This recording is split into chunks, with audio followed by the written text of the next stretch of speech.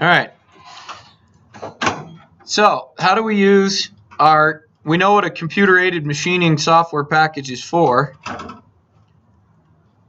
Let's start learning how to use them. So they're going to have a graphical interface.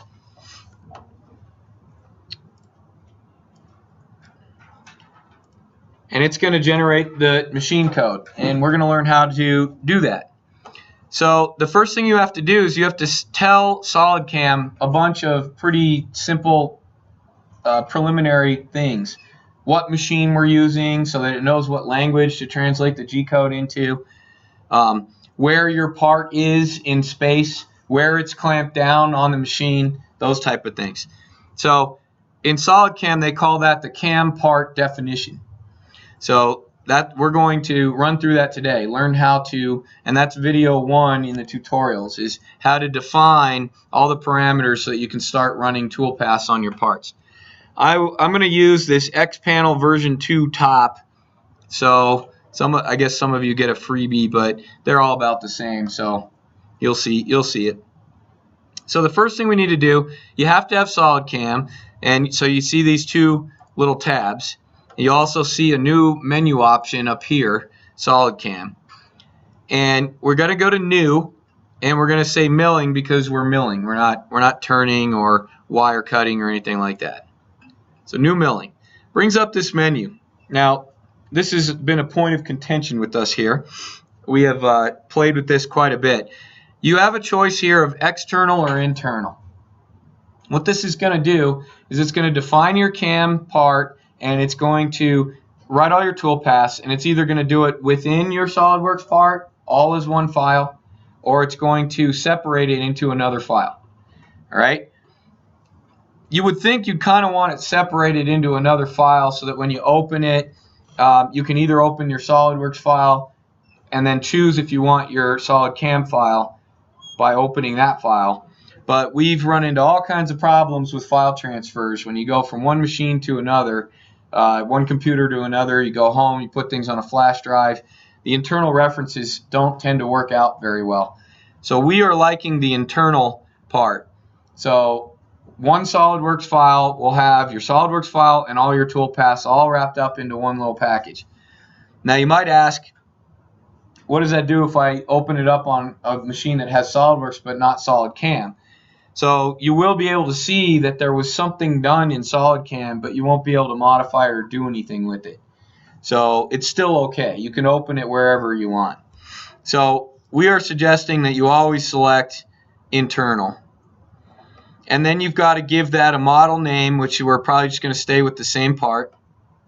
And then the cam part name is here. Probably just stay with the same name as the part you made. And then you need to select your units. Why won't it let me select units? I'm going to cancel this.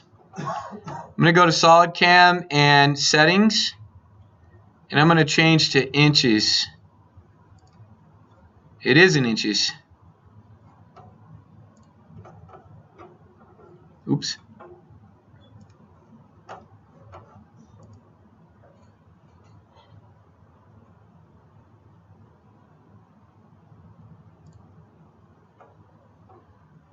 Let's try that again. New milling. Inch. Internal. 4K. I think it's because it's internal to your SolidWorks file, which will be defined. My document properties. Units of your SolidWorks file.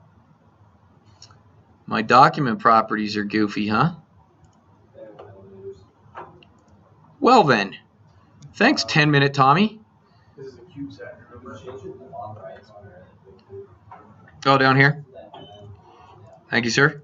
Yeah, you can. I'm going to go to change my SolidWorks document properties to inches, and Solidcam should be happy with that. Thank you. Inch. Okay. We're going to hit OK. All right. It's going to open up this very first dialog, and there's a whole bunch of stuff we need to do here. All right. The very first thing is we need to select which machine we're working on. We have two, Accurite and Centroid. I have these files available for you on D2L.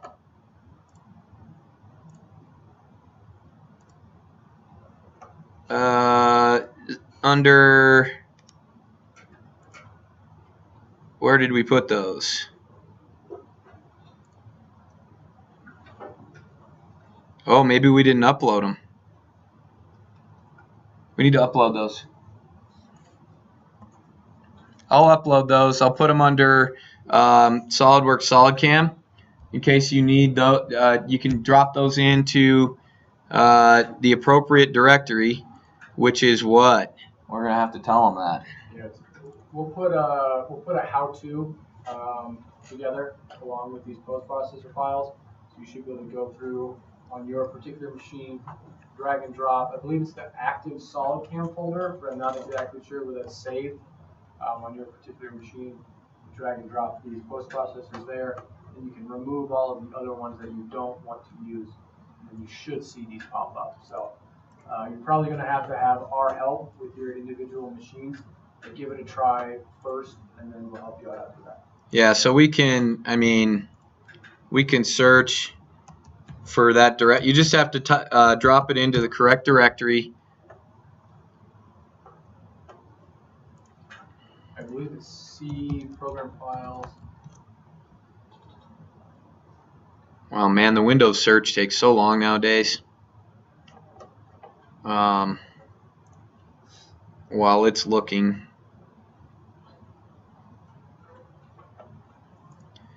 C, isn't it users or program data? I believe it's, yeah, try one. User.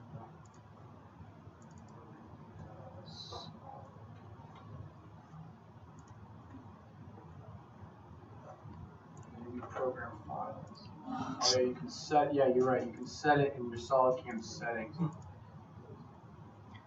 So this is just like the templates in SolidWorks. You just got to find the right directory. Go to default CNC controller. There it is. Your post-processor files directory. Users, public, documents, cam. And GPP tool. So users, public, documents, Solidcam, 2013 GPP tool. So you see the Accurite CU Aerospace and the Centroid CU Aerospace. Do they need all these files? We do. Okay, we'll post all these. You have to drop them into this directory. You can always, I'm going to post this video online tonight for YouTube, so you can always watch the video and find that directory. You could write it down now. We'll also post these processors up there. What will happen in your Solidcam is it'll see these other posts folder. It'll have all these other machines, and I just got rid of them because we don't have those machines. So I made another folder for other posts and dropped all those in there so I wouldn't have those options when I opened Solidcam. I only wanted the two options for the two machines that we have in our shop. Okay, so you'll have to do that for your specific machine before you write any toolpaths. Questions there? We'll write up something and post it. Okay, back to this. One of these days we're going to get to this. All right, so we'll go to Solidcam, new milling, internal. Oh, kidding me. Oh no, stop that too.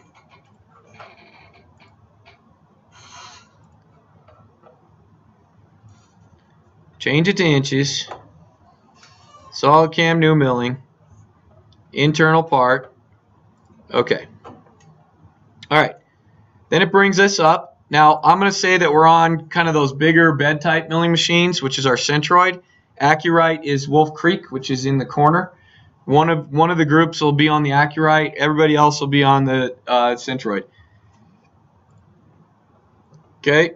The advantage to being on the Centroids are bigger. They have flood coolant and they have canned cycles. So those are advantages. The advantage to being on the Accurite for you right now is you'll be the only one on that machine.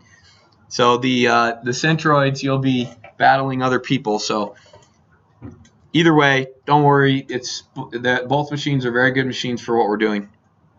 I'm going to pick Centroid. So That's the language translator that Solidcam is going to use to generate the G code, such that those controllers in there can understand it. So that's all you have to do is select that, and now those controllers will understand everything you write. Okay. The next thing is the coordinate system. We have to define where this is going to be. So remember, on our machines, you've got X, Y, and Z. Okay, you need to remember that. So these parts that you have cut out, we're going to be clamped down. So they are sitting in the XY plane, and the Z plane is where the head with the tool is going to be moving up and down. Okay, it's important to understand that nomenclature, and you have to define your coordinate system such that it matches the reality of where that how that part's bolted down. So we're going to hit define. It's going to give us a bunch of options on how you can define it. So let me see if I can zoom out here.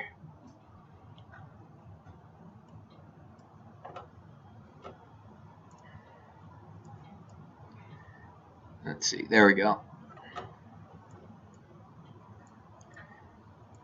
All right, so the most common one you're going to use, well, first of all, machine coordinate system number.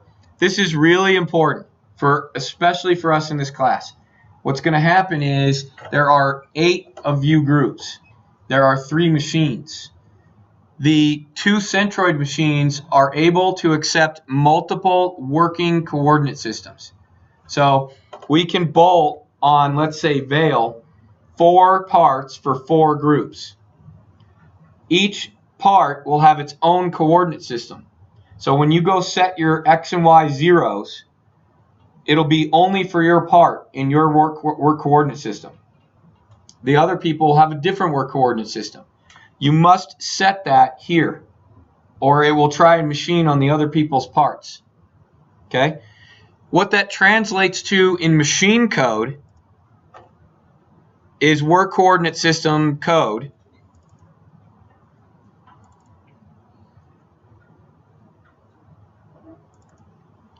And that is here. G54 is analogous to machine coordinate system 1. Machine coordinate system 2 is going to be G55, 3 is G56, 4 is G57, and on and on and on. Okay? Everybody's going to have their own work coordinate system. Maybe we should assign them. Lewis and Bryce are going to try and lay it out, see if we can, how we should kind of define these things. Okay. This is super important. When you do homework 12, which either us or Lewis and Bryce will help you bolt your parts down to the machines, you're going to have to pick a work coordinate system number, and we might set that for you. But you're going to have to remember what that number is, and you're going to have to type that in correctly here. Okay? So 1 will be G54. Only one of you groups will be 1. The other group will be G55, which is 2. So you must put that in there, or it won't work. Now you can come back and modify this later if you screwed up. But what'll happen? You need to be on the ball, because what'll happen is if you are G55 and you select a G54, your toolpath's going to go try and machine Anthony's part, and Anthony might not want you machining his part. So, but you'll see it real quick. Your tool will go over to his part, and you'll say, "Whoa, that's not right. That's not my part." And you just hit emergency stop, and then you can figure it out. Okay, that's important to select. The next thing is how we're going to select this. The most common is select face, although I have used the define feature for some more complex parts. The Tiresias clips, for example, I had to use the define feature. But for most parts that are rectangular in nature, you're going to use the select face. You want to select the face that's normal to where your part is clamped down to. Okay, so we're going to be clamped down, looking down at the part from this direction. So I'm going to select this face, anywhere on this face. And it's selected that face. You'll notice it kind of automatically determined what my encompassing box is for that part. You see that? It kind of already put in a box surrounding that part. See that? It also put in a coordinate system, and it's color coded just like SolidWorks. You see SolidWorks has X is red, Y is green, Z is blue. Okay, so we have this here. So you have to be okay with that. If you're not okay with that, you have to change it. So does this make sense? Do we want the long length of our part sitting along the x-axis and the y-axis going on this shorter length and the z-axis, the tool, going this way? Does that make sense? Do we want that or not? It makes sense for how you're going to go clamp this down onto the machine. So in this case, that's okay. Now you may have wanted your origin somewhere besides here, maybe up here. Okay, if you wanted to do that, you can select pick origin, and then you can go click around, or you can type in hard coordinates here. I'm just going to click around and say I want to go up here. Okay, and you can still see it still is what I want. My long length is still along the x-axis, my short length is still along the y, and my z is here. Now another thing to note is, look what I did here. I put the top of my part as Z0. You should try and do that. You don't have to, but you should try and do that. It makes it easier because then you'll know anytime my numbers on my screen are positive, I'm above my part, I'm not cutting my part. Anytime my numbers are negative, negative, bad, I'm in my part, I'm cutting my part. So try and keep your coordinate systems, at least in the z-axis, on a 3-axis milling machine at the top of your part, 0 being the top of your part. Questions there? So that's our work coordinate system and our origin. Now if you want to, or if your coordinate system isn't the way you like it, you start hitting these buttons, flip around X and Y, flip around X, flip around Y and Z, and your coordinate systems will move. You see this, the flip around X means it's going to rotate my coordinate system around X. You see? Around that X axis. I'm just going to go back to where I was. So you can change the direction of these axes if you need to. Alright, we're done there. Alright, so now I've got my coordinate system. Coordinate system data. Machine coordinate system number is 1. That's going to be write a G54 code, which our controller will understand. You've got your plane there. These are important. You can change them later, but it's worth changing now. Tool start level is when you start a path. This is the height at which the tool is going to start and move towards your part. Okay. On the centroid controllers, for safety, you clamp your part down. It's only a 1/4 inch thick. But your clamps, because you've seen it in your fixturing lectures, can be much taller, right? So to be safe, you don't want the machine moving really fast towards your part and hitting a clamp. So I like, on the centroid machines, the big bed type mills, I like to put 5 inches. That usually clears just about any clamp you're going to put in there. Now you don't want to do that on Wolf Creek because it doesn't have 5 inches of travel. So you want to keep that low, like 1 inch or 2. But then you need to be very cognizant of where the clamps are. Okay? But in general, tool start level, I'm going to keep at 5. Clearance level is the level at which the machine is going to pull up to when it moves between parts of a tool path. So at the very start of a drilling tool path, let's say it's going to drill 4 holes. It'll start at 5. It'll go to the first hole. It'll come down to the clearance level, and then it'll start drilling. When it goes to the next drill hole, it'll jump up to that clearance level, not the tool start level, right? Yes. So we want that to jump up too, just in case there's a clamp in the way. So I believe I like doing 5 there. Might be wrong there because what about the feet? Oh, there's the safety distance. So those are, you can change. Those are globals. Those are the default parameters for your operations. You can go through and you can say, inside your operation, go to the tool start level or go to the clearance level. Right, but we also have tool safety distance, which isn't here. That's okay. All right, so we'll cover that in a little bit. Part upper level. You can set this to whatever you want, but typically you should stay at 0. You should have the top of your part at the in the XY plane at Z0 and your part in the negative Z direction. Okay. Part lower level, it automatically figured it out for me, but if you didn't, you could click this, flip your part around and say, hey, here's the bottom, and select.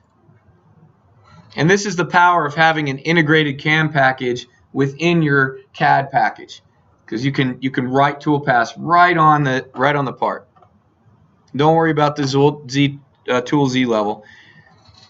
All right, hit OK there. That's our coordinate system data.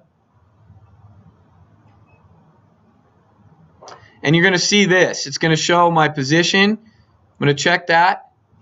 I'll show you where that is later, or I could do it now. I'll do it later. Notice this little Solidcam tab popped up. That's going to house all this data if you ever need to get back to it and change it. It'll be there. We're still not done. We have to define a couple more things.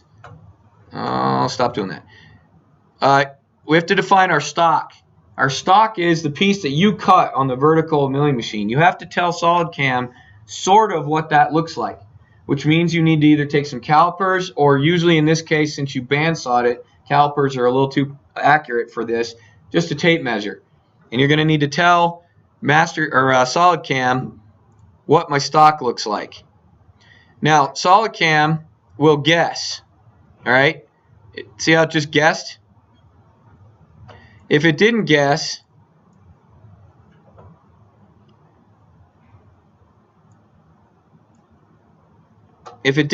you can go down here and select either surfaces or solids, click in here, and then click your part, and it'll guess. Okay? Now, this isn't correct, right? It's bigger, isn't it? I'm not sure how bigger. You want to grab one? The cut ones? Yeah, grab a cut one. Do they have one? Does anybody have a cut one? Oh, he does. You grab a tape? Yep.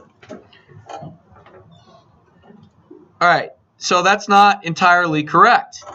So what we need to do is make that green box that you see there match Connor's stock.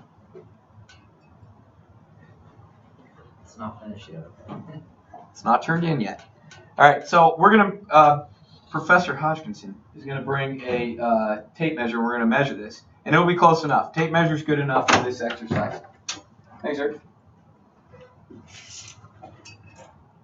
I got about 9 1/16 to 9 1/8. Nice cutting job. So we'll call it 9 and 9.1. How about that? And then I've got 4 1/8 wide. Okay. And my Z is a 1/2 inch. Okay. So my part here, we can take a look at that and measure it. I'm going to cancel this out so I can use measure. And I'm going to measure from here to here. Hey, I'm going to have to accept that so I can get back to my measuring tool. That's annoying. Yeah. I wish you could use the measure tool. I'm going to measure my part. Length is 8.406. I'm going to write that down. And then I'm going to get my width.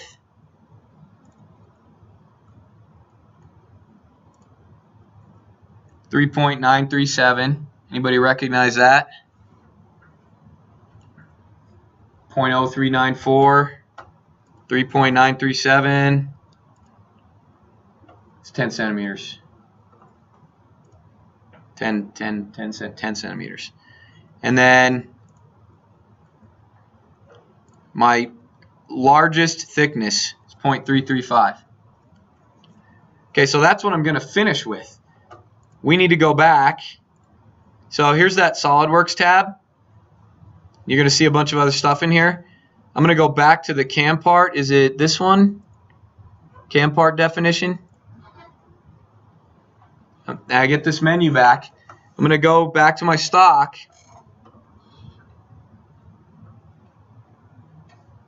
Remember, it guessed at my box, but I need to modify that box such that it matches reality. All right, so Connor said the length, or his part was 9.1, let's say, but my overall length is 8.406, right? And I want to center it in my stock. So I need to divide that by 2. I've got, he's 0.694 too long, right? I want to put half of that on the left side and half of that on the right side. So I'm going to divide by 2. I got 347. So I'm going to add 0.347 to x, and then x minus 0.347. You see how it expanded that? All right, same thing for y. He said, what did you say, 4.125? 4 1/8? It's supposed to be 10 millimeter or centimeters, 3.937. I'm 0.188 over. I need to divide that into 2 pieces. Put half of it up, half of it down. So 94 up, 94 down. Now Z is a little different. So we probably want, since we're going to have to take a 1/2 inch material and machine it down to 0.335, we probably want the bottom of the part to be the negative 0.5. So we want the material that we're going to remove above our part. Okay? So we want Z plus only. We don't want to distribute it between the top and the bottom. So his material is 0.5 thick minus 0.335 is our finish. We've got 0.165 too much material in thickness. We want to put all of that up above. Does that make sense? Because we're going to cut all this here. Why would we want some down here? Because we'd have to flip it over and cut that off. We don't want that. And we're okay with the bottom surface being that stock material. Now there's another way to do it. Another way to do it. We could take that material there and we could stick it in a vise and just machine the 1/2 inch all the way down to 0.335 first. And then we could clamp it to the table. And then we could make this Z stock exactly 335. That's probably the way I would do it if I was making this part. But we're not going to do that in this class because that requires that we leave vices on the machines, and there's not enough room. There's too many of you. So you're going to write pocketing toolpaths to take down that material from 0.5 to 0.335. Any questions here? Stock definition. Now you can hit this add box to CAD model, and it'll put like a sketch box of that in the CAD model. I'm going to go ahead and do that just for fun.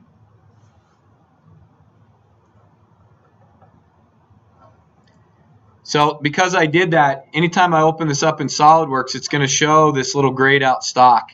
See that?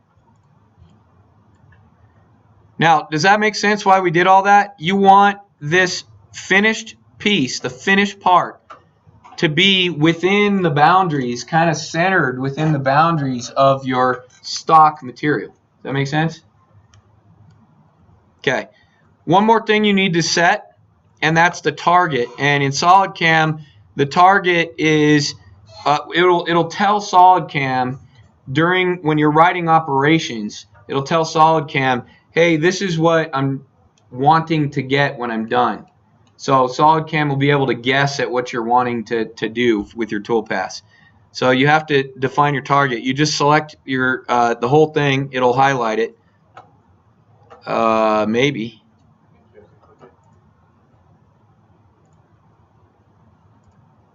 Sometimes you have to click in this window.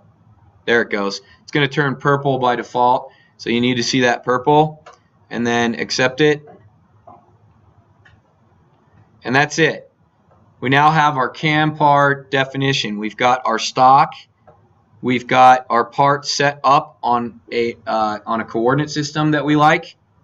Now, one thing I'd like to tell you, look at your coordinate system versus your stock. X, Y, Z, 0, 0, 0 is on your finished part. It's not on your stock part. So when you go to set your zeros at the machine, whatever you write here in Solidcam, 0, 0, 0, you have to go to the machine and say, hey machine, right here is 0, 0, 0. Isn't it going to be a little difficult to tell the machine where right here is? Because it's buried in the middle of the part. It's going to be much easier to tell the machine, hey, 0, 0, 0 is right there. All right? So you might consider moving that coordinate system to where your stock is. So let's do that. Go to coordinate system, define, and if you had forgotten to do that, let's just select it all. Let's say we accepted everything. If you had forgotten to do that, you can go back into your CAM part here under the Solidcam tab and go to CAM part definition, go to define your coordinate system, go to this one position, right click, edit coordinate system.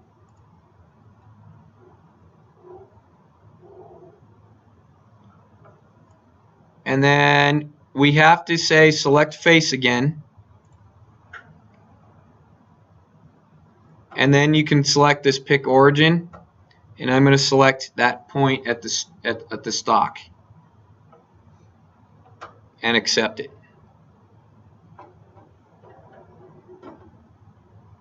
And say, oh, these all got jacked up, so I'm going to fix those.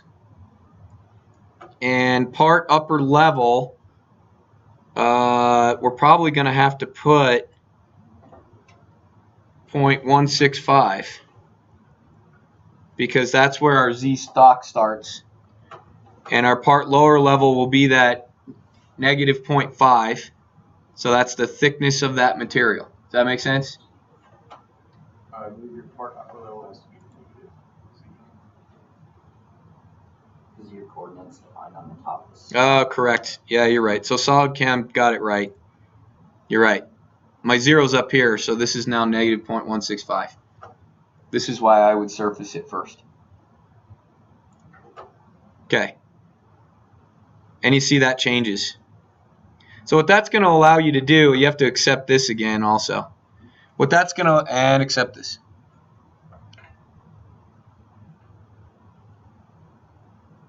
Come on.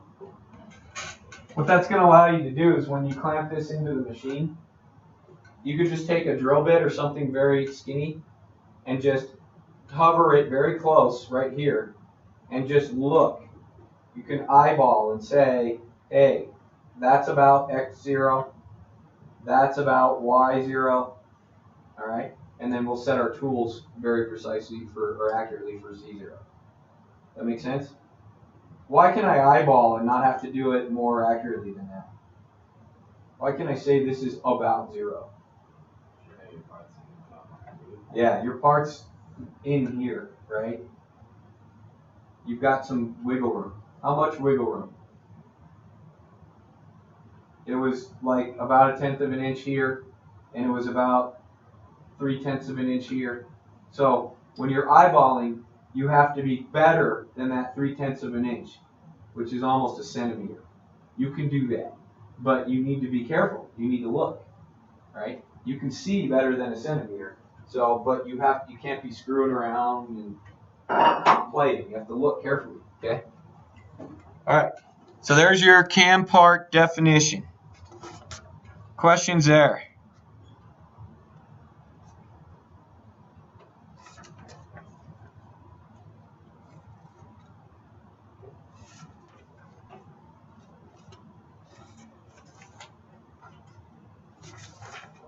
I didn't have any more for today, so we can skip ahead, I guess. We probably should. A drill path? All right. we're going to skip ahead to tomorrow's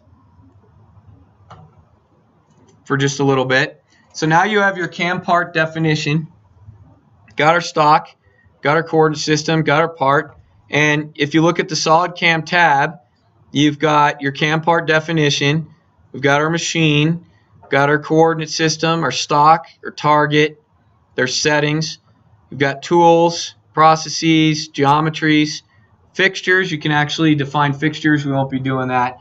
It's a little advanced. You're going to have to imagine the fixtures in your head. But if you defined a fixture in Solidcam, it'll show it on the screen and it'll tell you if you hit it, if you're going to hit it. So you could do that to be super safe. And normally that's done in production environments where they're going to run 10,000 parts. You might as well put the fixture in, take the hour it takes to put the fixture in so you don't run into the vise. You are going to have to use your brain and watch the machine and not let it run into things. Okay? Here's your operations. That's what really matters here. You'll probably be dealing with your cam part definition and your operations mostly. All right? So let's say we wanted to do one of the most simple operations, which is drilling. All right? We've got these 4 holes of one size and these holes of another size. Okay? So let's say we're going to drill these 4 interior ones. All right? We're going to go to operations, right click, add a milling operation, drilling.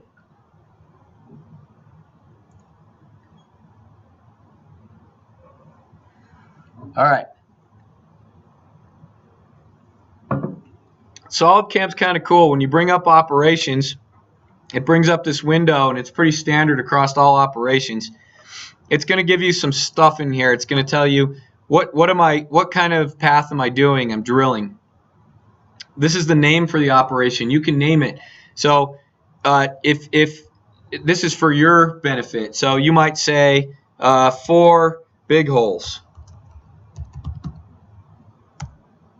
Okay. Then when you read that operation, you can say, oh, okay, I know what that is. All right. So this is for your benefit. You can save these things, open these things. Your coordinate system is here. Your same thing here, your coordinate system. This is your new geometry. This would be a list of geometry. If you already had geometry selected, you could pull from a list. Down below, you have save. You have save and calculate. You'll be using that a lot. So that is the CAM software calculating the operations that you asked for. I've never used this one or that one. Simulate is going to give you a visual representation of what you just wrote so that you can kind of see what's going on. G-code is going to generate the G-code for the machine so that you can read it and potentially edit it or save it and transfer it to the machine. The Solidcam is going to give you a pictorial version of what it thinks you want to do here, so of the operation that you have selected. So you can always look at this picture. This is kind of along the lines of all the cell phones and iPhones and all that jazz where they don't use words anymore. They use a picture to explain what's going on. It kind of drives me nuts because I can't figure out what the pictures are sometimes. But that's where we're headed as a society, so that's what they tried to do is put a picture. Up in here, these are really important. So you're almost never going to use miscellaneous parameters. You're almost never going to use motion control. You're going to use geometry heavily, tool heavily, levels heavily, and technology heavily. Okay, so these 4 are really important. Geometry is what you're going to cut. Tool is what tool you're going to use to cut it. Levels is how deep you're going to cut things. And technology is how you're going to move around. Okay? So let's start with geometry. We'll go to the new geometry. This is a drilling operation and we want our circles. Now you can always individually select. These other options are if you had, let's say, hundreds of holes. You don't want to click every single hole. So you can select by batches or in bulk using these different options. But since we only have 4, I'm just going to go ahead and select them. So you want to be careful. If you can't see it very well, make sure you zoom in. Notice it puts a little purple point at the center, so it assumes I want to be at the center. If you didn't want that, you'd have to change it.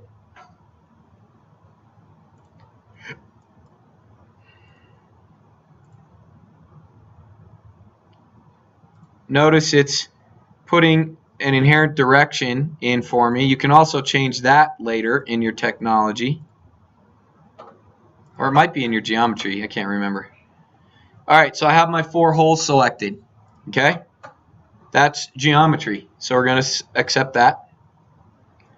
Next thing is our tool. So we're going to have to select a tool. Well, I don't know what tool we're going to use. So we have to figure out what size these things are.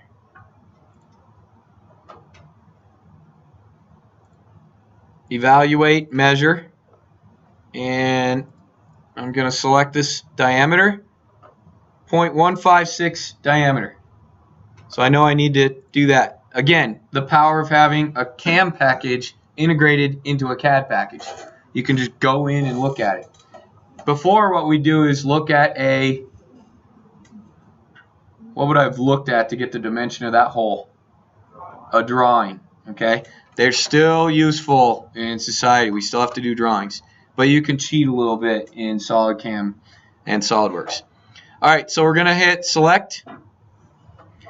Now I haven't defined any tools yet in this program, so it has no list of tools. So I have to define a tool. You go down here and hit add milling tool. You get this menu. We want a drill bit. And here's the tool number. Now this is also going to be important, especially for this class, because 4 different groups may be using a machine. There's a whole tool number library in the machine and here. Okay? You might use, let's say, 4 tools, different tools for this part. You're going to set your heights of your tools in the machine under tool numbers. So let's say your tool numbers are 1, 2, 3, and 4. If the people in the other group on the same machine want to use different tools, if they go and set their zeros on 1, 2, 3, and 4, you're going to lose your zeros. So we're going to set tool numbers for you.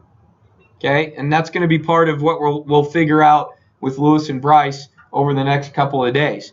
But the next group is going to need to use tools 5, 6, 7, and 8. And then the next group needs to use 9, 10, 11, and 12. Okay? So you can't mess that up. You've got to pick the right tool number, put the right number in here, and then in the machine when you set your 0, you need to go to tool. If you're tool 9, this tool number needs to be 9, and you need to set your 0 with that tool on the machine as tool number 9. It's got to match. Okay? Does that make sense? So you guys will get your own tool numbers. Make sure you're defining this number based on your tool numbers. If you don't, the people that are going to get screwed are the people that have tools 1, 2, 3, and 4. Because if you make a mistake, tool numbers 5, 6, 7, and 8, you're going to be making the mistake on tools 1, 2, 3, and 4 because it defaults to 1. All right? So we should pick the people we don't like the most and give them 1, 2, 3, and 4. Zach, for example. Yes, sir. Your tool number 1. Wouldn't that mess up your part, just using their tool? It would still do the operation on your part, but it would be using a tool that's referencing the tool that they expected. Yes. So Your part, not 1, 2, 4. It depends. If you hard code over it in the machine, if you set the 0 in the machine at 1 or 4, yeah, you're right in here in Solidcam, but the same mistake can be made there. So when you first open your tool 0 screen on the machine, it defaults to tool 1. So you have to make sure and scroll down to the right tool. So yeah, if you had set your 0 on the machine as tool 1, but you told this tool 9, the Z height is going to be off if you set, and vice versa. So the problem is sometimes the failure mode will be it just won't even touch the part because the tool zero is higher. But the bad situation is the other one when the tool thing zero is down here, right? And you thought it was going to go here. So that's called a crash. It'll crash the machine. It'll try and go 10 inches into the concrete floor when it can't do that. That's bad. It won't do that operation though. It'll know that it shouldn't do that. No, it'll try and do that operation. Then it'll stop. It'll say. Well, no, it won't stop. It'll crash into that part. It'll try and get through the concrete floor. It'll try and go all the way. And sooner or later, the tool's going to break, and the motors that push it are going to overload, and it'll fall. But long before that, you should have hit the big red button to stop it. Okay? We'll show you how to do that. All right, I'm just going to say it's tool number 1 anyway. What diameter did I say? Oh, boy, I forgot. Who remembers? 156. Love it. 0.156. That's important to put in there. The angle. Your standard jobber's drill from your tooling lecture, from the professor, is 118. We use 135-degree drill bits and short length so that we don't have to center drill under most circumstances. So I'm going to type in 135. You can set all this other stuff, but it's not going to do anything with the part. It's just going to give you a visual representation of, say, the tool holder and other items on the drill, like how long this is. I don't really care in this case. Okay, you could set it, and then you'd have a much better representation visually of what this looks like, but I'm not going to do that. There are some things we do want to set, though. We want to set the coolant, because I want to spray coolant on this thing. And we want to set the tool data. We want the feed for the drill bit. That's how fast it's going to drill down. That's in inches per minute. I'm going to select, for this size of drill bit, maybe, I don't know, 8. You guys have those formulas you can use to calculate. Okay? And you can always ask us. Oh, I'm sorry. Feed XY. That's how fast the drill bit's going to move to the next hole. Right? That could be super quick. Feed Z, that's 7. Spindle speed, it's a small, very small drill bit. I'm going to ramp that up to 3,500. And that should be about all we need. And then we're going to hit select. And there we go. All right. We still need to do levels and technology. Let's try and knock that out real quick just so they can see it. Clearance level, safety distance, we'll talk about that tomorrow. The upper level, I think I'm going to call that, You should do that 0. I'm going to call that 0 because we haven't machined down the part. And our drill depth, I want that to be negative 0.5 because I want to go through the material. The drill bit has a tip. I want it to compensate for the tip so that I get a full diameter. And that's enough there. Technology, a G81 is a standard drill cycle, so it's going to drill all the way through the 1/2 inch and come out. That's not good for this drill bit. I want to peck at it, but we'll discuss that more tomorrow. I'm going to hit save and calculate. And then I can hit simulate. Yeah, the upper level is above the coordinate system level. That's fine. I can hit simulate, and I can hit play at a slower speed. And you see the drill bit drilling the 4 holes. Okay? We will continue tomorrow. Any questions on what's due tomorrow or what you're doing tonight? Bunch of videos, and you need to be making a cam part definition for your part, which is what we just did. This video will be uploaded to YouTube for reference. And the tutorial in Solidcam will also show you how to do a cam part definition. You're going to have to upload that to me tomorrow.